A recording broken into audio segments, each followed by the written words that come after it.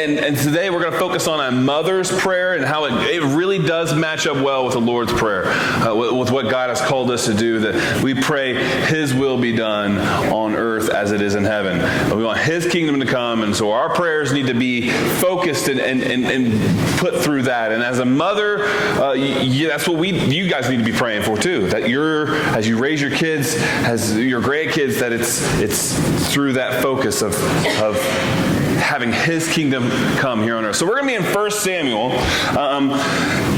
There was a group of kids in a Sunday school class that answered some questions, and they answered them kind of had some humor to them, so I kind of wanted to share with you. The teacher asked, "Why did God make mothers?" One boy said, "She's the only one who knows where the Scotch tape is." Another boy said, "Mostly to clean the house. That's why God made mothers." And the last one was to help us out when we are getting born. Yep. Another question they asked was, "How did God make mothers?" One boy said, "He used dirt just like the rest of us."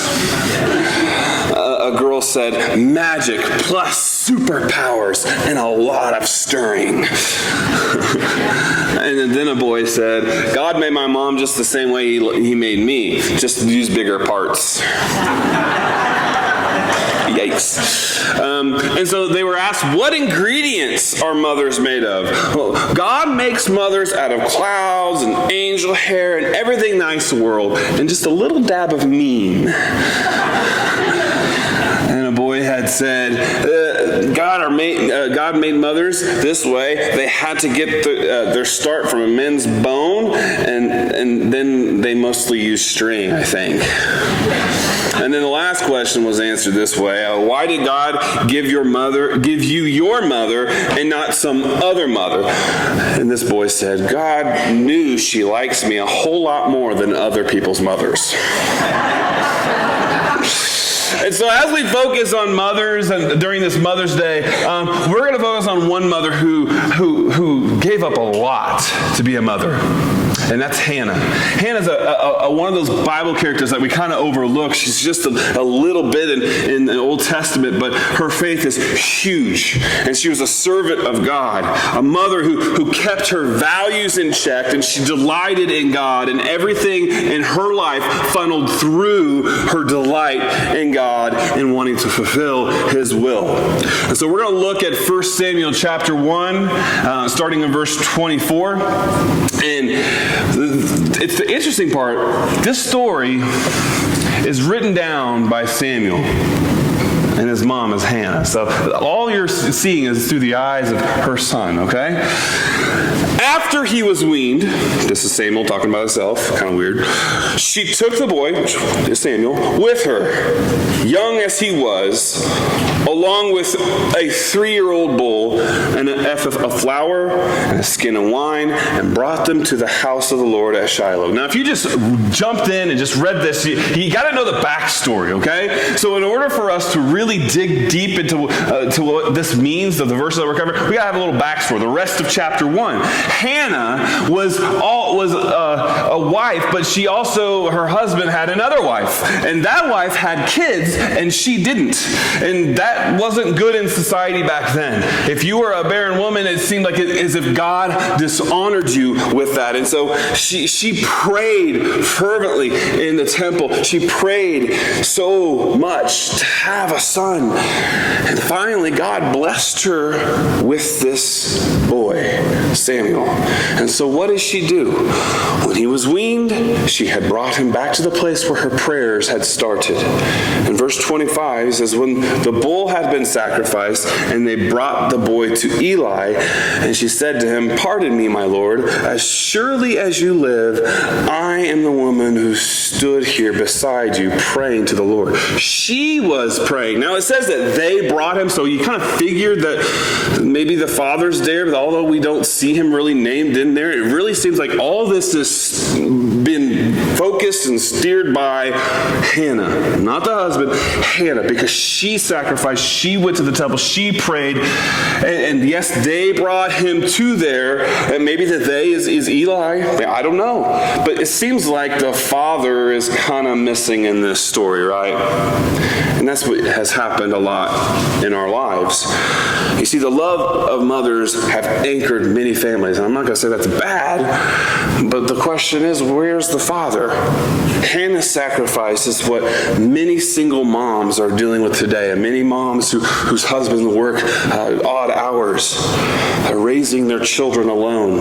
And many husbands, even if they are there in the house, sometimes we're not as present as we need to be. And the mother is that consistent presence in the home. It's been that way for so long. And so that's why Mother's Day, when we think of Mother's Day, we yay, Mom! When it's Father's Day, it's like, Dad, get it together, right? That's usually what happens. Gentlemen, am I right? Yeah. But Hannah's prayer is not just a model prayer for mothers. It's really a model prayer for all of us, whether we have kids or not, or whether we are pouring into the lives of others. This is something that we need to do. We need to pray in the will of God. Not pray for our desire to be done, but for His way to come. You see, I can imagine her,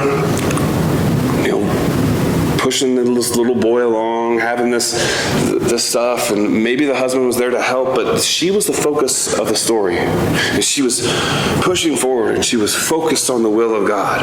She was once barren. She had prayed for Samuel, and the Lord gave her what she asked, because she asked within the will of the Father. She stayed in her own lane, and her own lane was the will of the Father. She didn't go off out of any other desire. She stayed with that. She got what she asked for because she asked for it within the will of the Father. So let's go back to verse 11. Let's see how she asked. How did she get to this point where she was giving up Samuel? In 1 Samuel chapter 1, verse 11, and she made a vow, saying, Lord Almighty, if you will, only look on your servant's misery and remember me. And not forget your servant, but give her a son, so that I could give him to the Lord for all the days of his life. And no razor will ever be used on his head. Maybe, mothers, you have prayed a prayer just like that, except for the last part, because that's kind of weird, right? I mean, let's be honest. I mean, when you read that, you're like, why can't he use a razor? I mean, are we raising a caveman? I don't know. Is he a hipster with a beard? The whole point of a razor not being used on his head is that he's going to be consecrated through this certain ritual of being a Nazirite. That means he had no bick, no booze, and he didn't touch a dead body. And those people who were Nazirites were specially consecrated to the Lord. We know that Samson was a Nazirite. There's indication that Paul, the apostle, later was a Nazirite as well. And it's specially consecrated for the service of the Lord. And so she's saying, Lord, if you give me a son, I will give him back to you. I will consecrate him. I will set him aside for your will. And that was Hannah's prayer. God, if you just give me a son, I'll give him back to you. She was barren. People looked down upon her because she hadn't given her husband a child. And there are many people in the Bible, like Sarah and Rachel, Elizabeth, Mary's cousin, mother of Jesus. They experienced what many women, and maybe some of you experience here or have experienced. And I can't imagine the countless hours that she or people you know, or maybe you yourself, had to pray. If you want that son, I'm a man. I can't imagine the anguish behind that. That God remembers her and His will. He remembers you as well. In your motherly compassion, He will give opportunities for your motherly compassion to fall on others. But I'll be honest. I'm up here sharing with you from a male's perspective on Mother's Day. And there's limitations to that. I understand. But there's some truths here that are universal. The prayer of a mother remains within the will of a father. Will of God.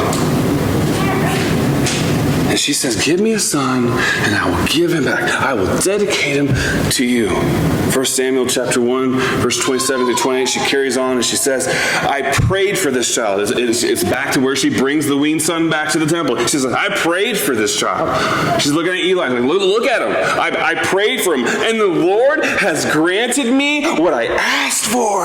Now I give him back to the Lord.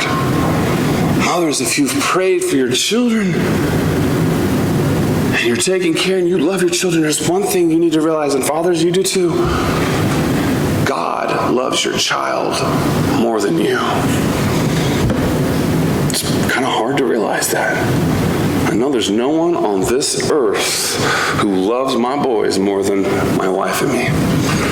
Nobody. And I know there are people, I know that your children, I've been a youth minister, I've never tried to pretend that I know your child or their child as much as the parent does. Even if you're a teacher or whatnot, you may know, you may spend time, but no one knows that child more than the mother and the father. But Hannah gave Samuel back to God because he came from God. And who loves Samuel more than Hannah? God. And it's hard for us to fathom that. Because, God is not here walking among us, but he has formed you and formed your children within the womb. So he knows us. She says, now I give him back to the Lord. He gave, I give back.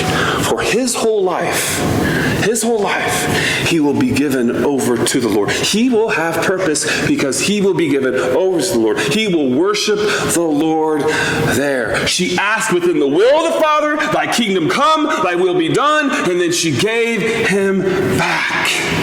In 1 John chapter 5 says, this is the confidence we have in approaching God when we pray to God, that if we ask anything according to his will, he hears us. And maybe you know someone, or maybe you are that someone who have prayed for a child and it has not come, and you're saying, well, is God not hearing? Is God not understanding? Maybe his will is that there are another child here on earth that needs to know him. And that maybe you could come alongside foster parenting. I've said this before and I'll say it again. If every church had one person within the church to foster a kid, we would not have any foster kids in this state. One person in each church. Bradley's got that covered. That doesn't mean, but there's some other churches who don't have any. So maybe we have to pick up their slack. I don't know. I've seen churches who caught on to this and there are foster kids running around. This church has had a history of having a children's home and always pouring out into those whose father and mothers weren't present in their life, and so they became father and mother to them, dedicating them to God, bringing them here, like Hannah, bringing Samuel to the temple. And so we ask in confidence, and God will give up opportunity. It may not be the exact way we think it should be, but it's the way in which his will has demanded, and we have to be faithful and respond and trusting that he knows what's best and conforming our desires to the transforming grace and the opportunity to serve him. See, she brought him to worship God, it says in this text. And he worshiped the Lord there. This isn't, I just brought to the church and I sang a couple hymns and they went home and had a potato salad. No. She left him there. Moms, can you imagine that? Your son is just now weaned, and probably there in that age, he was a toddler, he probably had some teeth, and it was a little bit different nowadays, but she brought him, taught him along, probably the bowl carrying along, and the whole time she knows what's going to happen. This man Eli is going to raise this boy. Now, if you want some juicy things on Eli's not a really great guy. He's not some dynamic father figure. In fact, his sons are horrible. And the history of, or probably the reputation around Israel, they knew that. And so she's bringing Samuel there, not just to sing a couple songs, offer up an animal sacrifice, go home, and hey, I'm dedicating him to God. No, she kept him there, turned around and walked away. She wasn't a daily presence in his life because she trusted in the will of the Father. She brought him to worship God, to dedicate him to worship in a lifestyle that worshiping God as Samuel worshiped God was not easy. He saw many of the things that he had established later on in his life be crumbled and torn away. It was a stressful part of Israel's history. The history of Israel really hinged upon this point, which Samuel ushered in the king age with Saul, who failed, and then finally David, who later through his lineage came Jesus. So Samuel had purpose because his mother gave back to the Lord.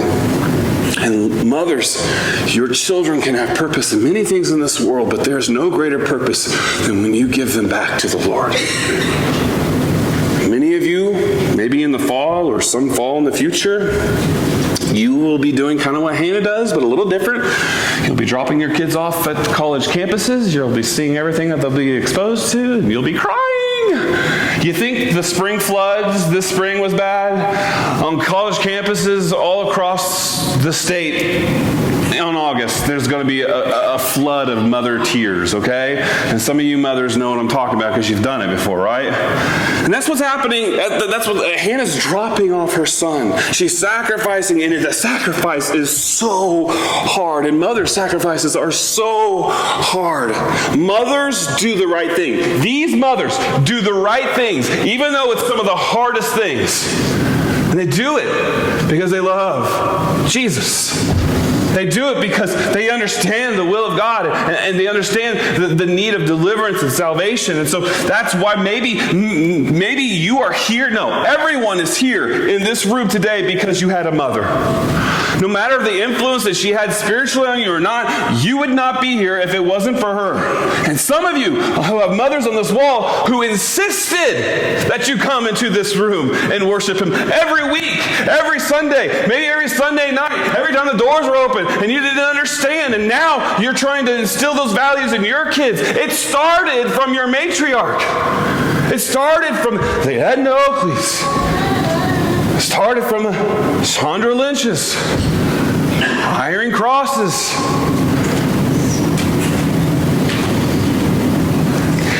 It started when maybe you didn't want to wake up, you wanted to sleep in. And they said, no, we go to church. And they brought you here, and now your faith is where it's at today because your mother had an influence on you.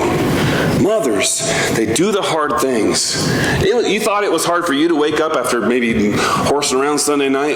They not only had to put you to bed, but wake you up. They were definitely more tired than you, and yet they still hold you off to church every week. And they didn't have excuses, and they didn't have Facebook to complain about it or share a video that this is how I feel.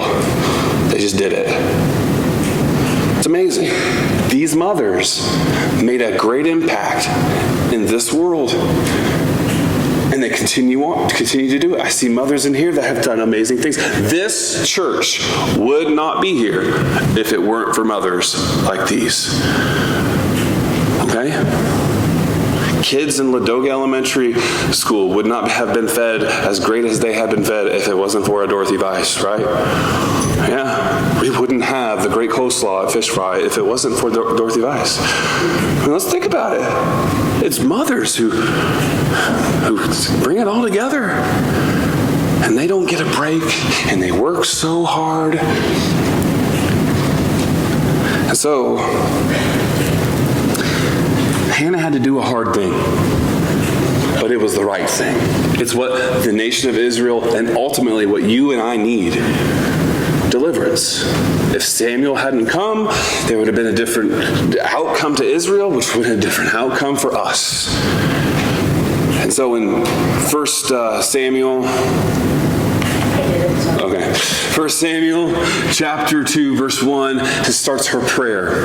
Now, I can just imagine she knows what's going to happen, and maybe she's walking home at this point and she has this prayer, or maybe she's seeing her son, following Eli around. Okay, this is what you do here. Okay, I got to go prepare this. And maybe she's off praying and she says this: my heart rejoices in the Lord. In the Lord my horn is lifted high. My mouth boasts over my enemies, for I delight in your deliverance. Can you imagine dropping off your child, having some stranger raise your child, not being a daily presence in your child's life, and the first prayer out of your mouth is, my heart rejoices in the Lord? That's the type of faith she has. Well, I mean, why would you rejoice? I mean, Katie and I, sometimes we drop off the boys at a sitter and we get to have some free time. It hasn't happened in a while, but that's on me, not on her. Then when we drop them off, we rejoice. Yay! Because we're free of kids. Yay! You know how it is, right? But she's rejoicing because she's seeing her son be a part of something great. She rejoices. It's not about her kid being happy, because this was going to be hard for Samuel, being raised in a home where there are two other boys who were not people who loved God. She didn't have great influences around him, but she trusted in the Lord and in his plan. And she rejoices not because the situation's perfect and she doesn't have, she has all the type of bubble wrap around her kid and it's all perfect and fine and she has control because she has peace of mind. They have my cell phone number. No. She trusts in how great her God is. That God will take care of this child. The word is beautiful. She rejoices because, it says in that first verse, my mouth boasts over my enemies, for I delight in your deliverance. I love that word, deliverance. I've cherished that word, deliverance, and what it means for the last 17 years, and maybe for many of you, you've cherished it longer. See, this past week as I was studying this, I was looking at the original language, which was written in Hebrew, and that word deliverance is a beautiful name. Many mothers call their son by this name. I mean, it's not deliverance. I mean, yeah, I guess that's okay. But the original word, they come up with this English translation called Joshua. It's a beautiful name. It means salvation. It's great. And I've known this word, and I've cherished this word. Maybe you don't know it the same as Joshua as what you commonly know it as. The Greek translation of the Hebrew word Yeshua is Jesus. She delights in salvation in Yeshua, in Jesus. It's beautiful. She trusted putting her son, a son she anxiously and lavishly and in anguish she prayed for, and she trusted in God's will because of God's salvation. I want my kids to be a part of something amazing.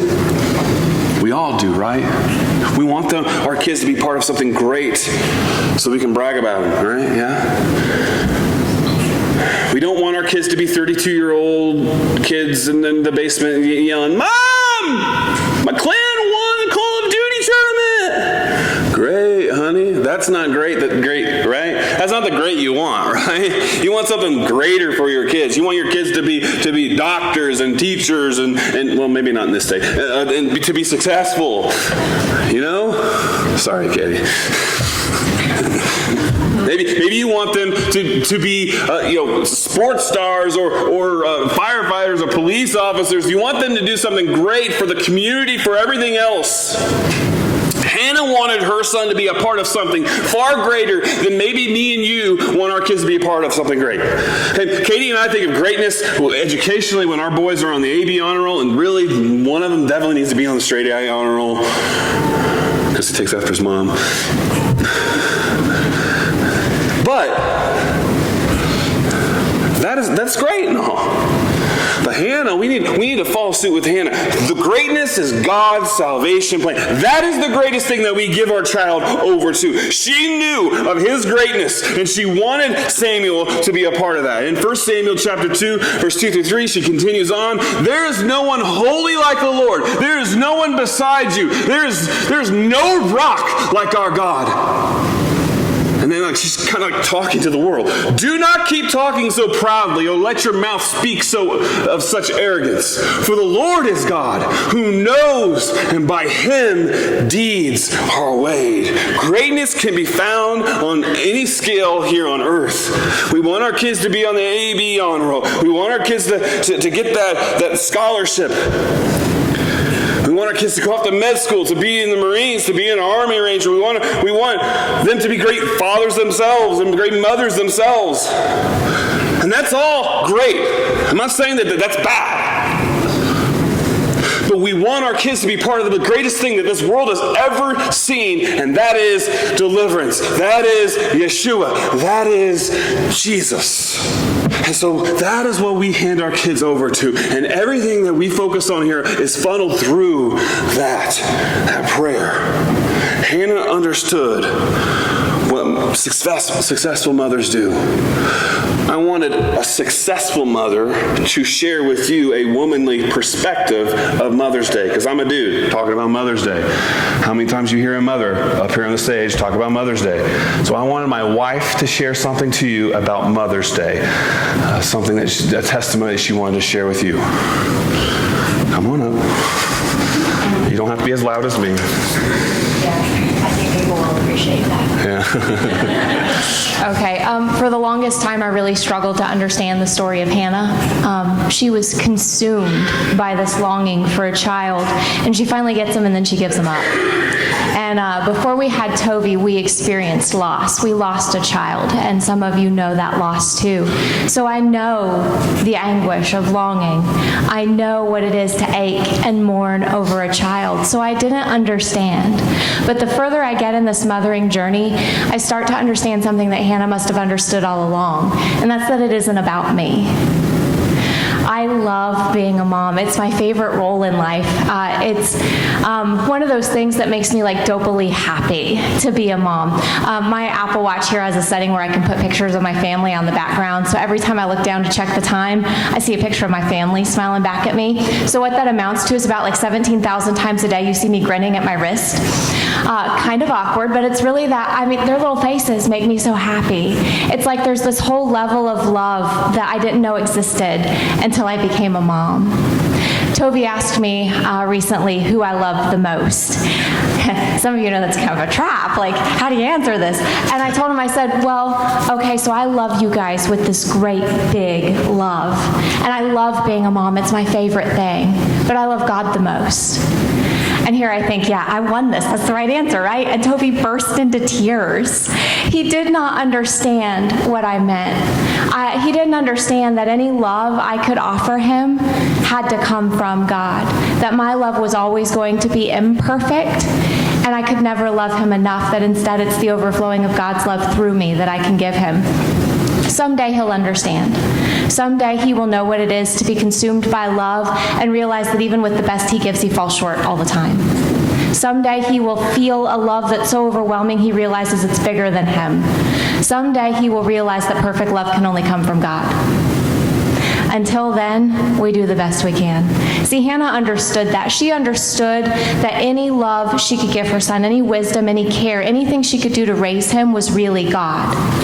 And she trusted that God was going to do those things for her son with or without her. She trusted God to be the perfect mother for her child.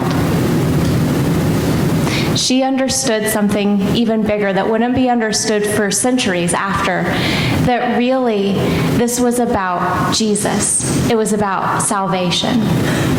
See, that's the thing that Hannah understood that I'm just starting to understand, that being a mother isn't about us. It's about the gospel. It's about loving with this overwhelming love and realizing that even that isn't enough. It's instead about the love of God offered to us through grace by the sacrifice of a father giving up his only son for us. That is the biggest, most overwhelming example of love ever.